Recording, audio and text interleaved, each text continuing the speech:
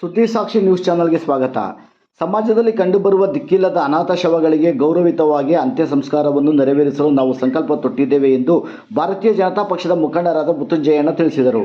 BJP ಪಕ್ಷದ ನಗರ ಪ್ರಧಾನ ಕಾರ್ಯದರ್ಶಿ ಮೃತ್ಯುಂಜಯ ಅವರ ಹುಟ್ಟುಹಬ್ಬವನ್ನು ಅವರ ಅಭಿಮಾನಿಗಳು ನಗರದ ತಾಯಿ ಮತ್ತು ಮಕ್ಕಳ ಆಸ್ಪತ್ರೆಯಲ್ಲಿನ ರೋಗಿಗಳಿಗೆ ಹಣ್ಣು ಹಂಪಲುಗಳನ್ನು ವಿತರಿಸುವ ಮೂಲಕ ಜಯಣ್ಣನವರಿಗೆ ಜನ್ಮದಿನದ ಶುಭಾಶಯವನ್ನು ಕೋರಿದರು.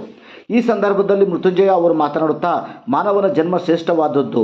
ಕೆಲವರು ಸಮಾಜದಲ್ಲಿ ದಿಕ್ಕು ದೆಸೆ ಇಲ್ಲದೆ ಬೀದಿಗಳಲ್ಲಿ ಅನಾಥರಾಗಿ ಸಾವನ್ನಪ್ಪುತ್ತಾರೆ.